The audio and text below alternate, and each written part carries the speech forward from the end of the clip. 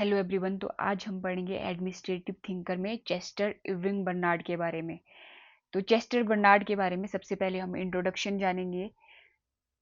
Chester Barnard was born 1886 in the USA और इनकी जो डेथ हुई थी 1961 में हुई थी। He was a famous management thinker and business executive in public administration. He work as the president of New Jersey well telephone company में उन्होंने प्रेसिडेंट के रूप में जो है काम किया। Barnard consider organisation as cooperative system के बारे में बताया उन्होंने। He gave the acceptance theory of authority के बारे में बताया चेस्टर बर्नार्ड ने।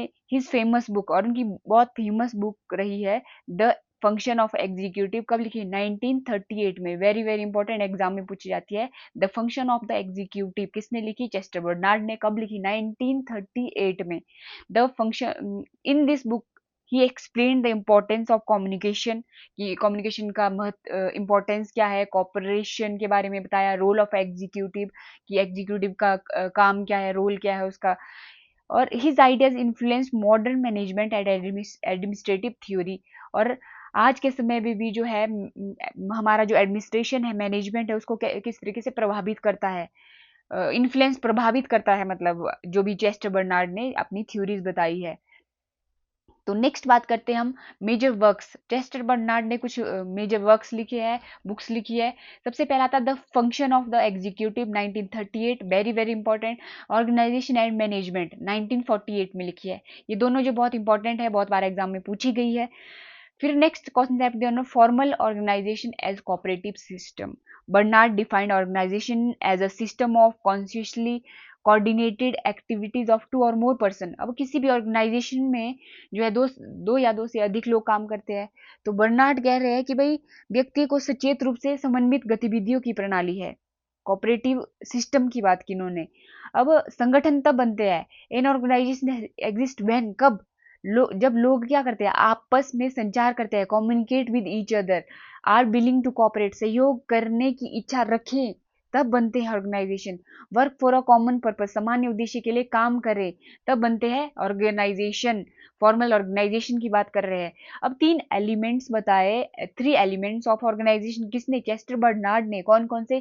सबसे पहले है कम्युनिकेशन, दूसरा है विलिंगनेस टू कोऑपरेट, थर्ड है कॉमन पर्पज। अब किसी भी ऑर्गेनाइजेशन में ये 3 एलिमेंट्स बहुत जरूरी है।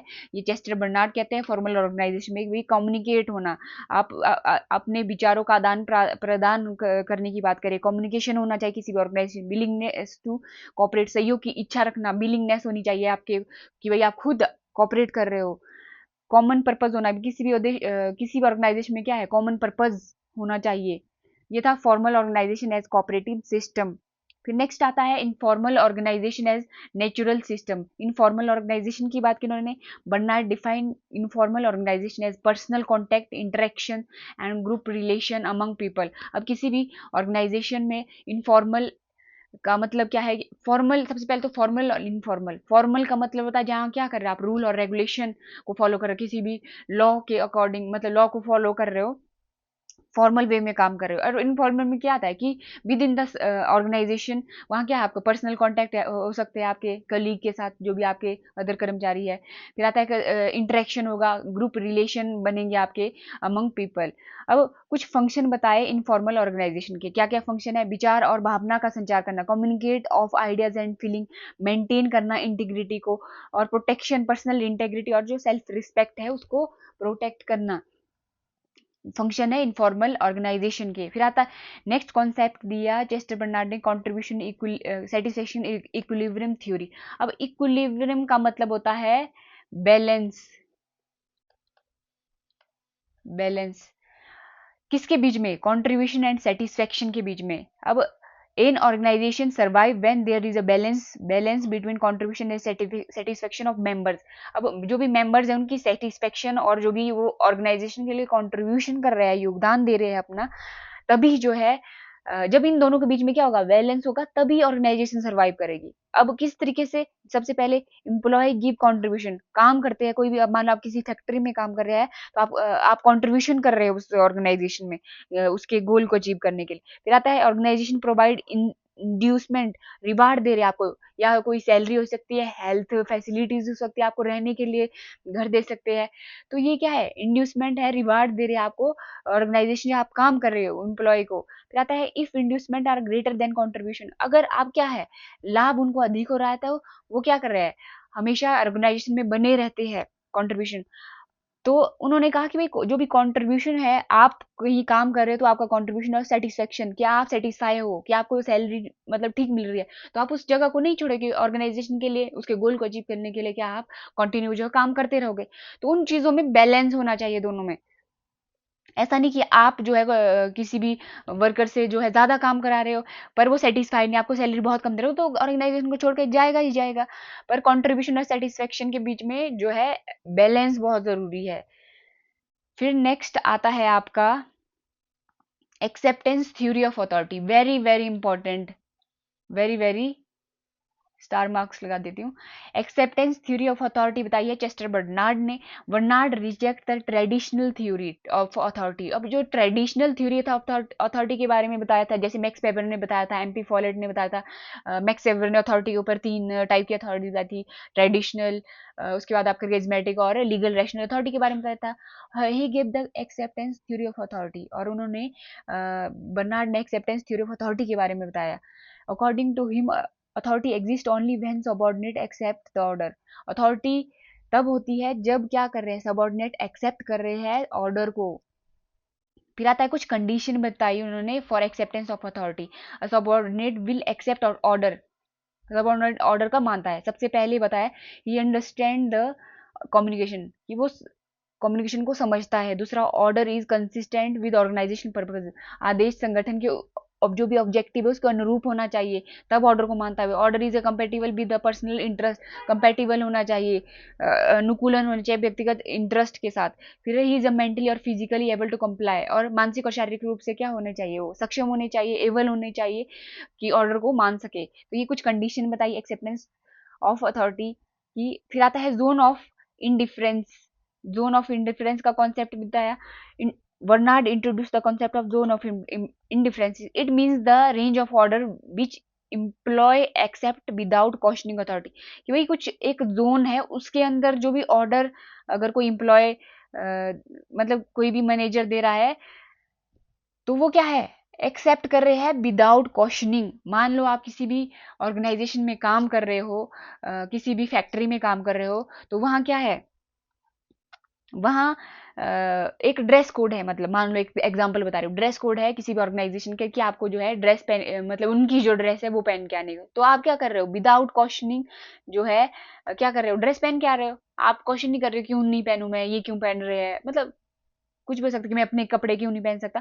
तो एक एक एक उनके रूल्स है ये कि भाई आपको क्या है, ड्रेस पहन के आना है, एक उस कंपनी का रूल है। तो क्या करें आप, विदाउट क्वेश्चनिंग जो है एक्सेप्ट करें उस चीज को। या ऐसा हो सकता है कि भाई आपको जो है स्कूल टीचर के लिए, आपके ही स्कूल में जॉब करते हो एक टीचर के, भाई आपको 10 बजे जो स्कूल पहुंचना ही पहुंचना है। ये क्या है, आप क्या करते हैं, विदाउट क्वेश्चनिंग जो है उस चीज को एक्सेप्ट कर रहे हो, जोन ऑफ इंडिफरेंस में, कि भाई कोई भी ऑर्डर या कोई भी अथॉरिटी आपको कोई ऑर्डर दे रही है तो आप क्या कर रहे हो, विदाउट क्वेश्चनिंग जो इसको एक्सेप्ट कर रहे हो, उस ऑर्डर को एक्सेप्ट कर रहे हो। तो वो क्या है, जोन ऑफ इंडिफरेंस की बात की उन्होंने चेस्टर बर्नार्ड ने। फिर बात करते हैं हम प्रिंसिपल्स ऑफ कम्युनिकेशन। प्रिंसिपल्स बताए कम्युनिकेशन के चेस्टर बर्नार्ड ने, 7 प्रिंसिपल बताए इसके। सबसे पहला है channels of communication should be a clear defined, भाई स्पष्ट होना चाहिए कोई भी कम्युनिकेशन अगर आप कर रहे हो।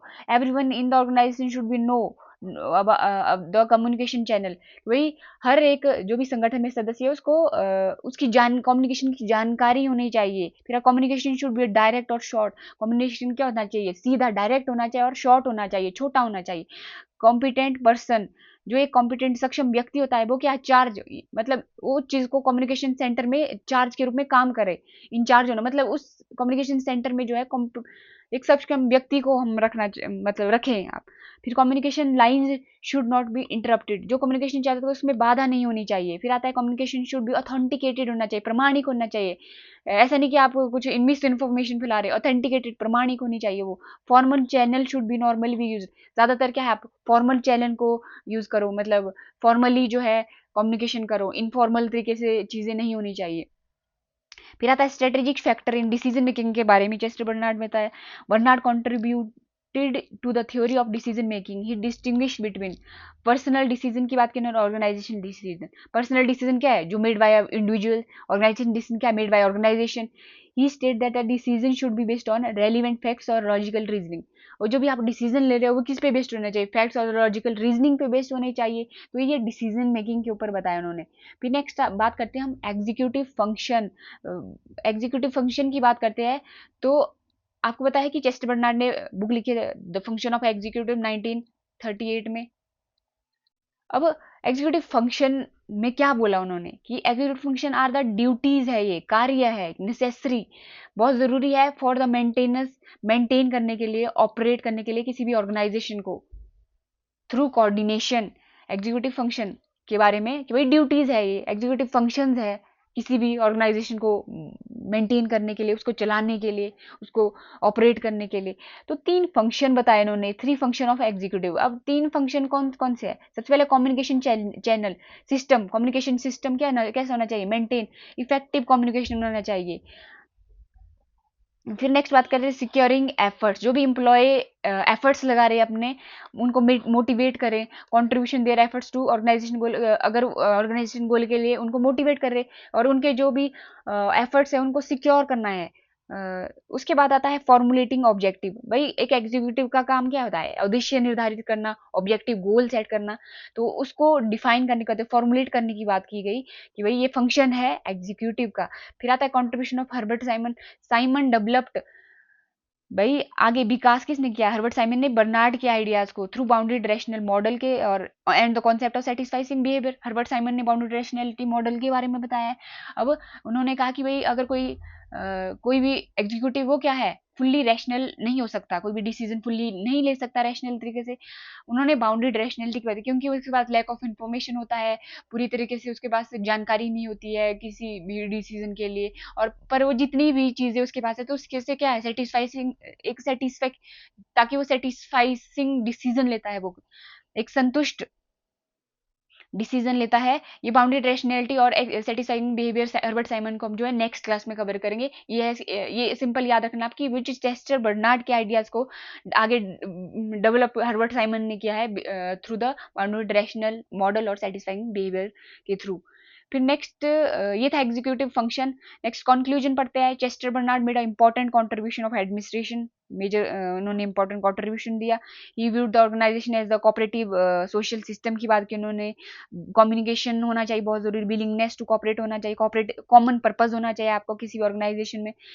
His ideas such as acceptance theory of authority के बारे में बताया, informal organisation executive function greatly influenced करता है modern management and behavioural approach को इन पब्लिक एडमिनिस्ट्रेशन। तो ये जो है चेस्टर बर्नार्ड ने कुछ जो है अपनी थ्योरीज बताई थी, इंपॉर्टेंट कॉन्सेप्ट मैंने आपको बता दिए थे। ये है हमारा आज का topic. Thank you, have a good day.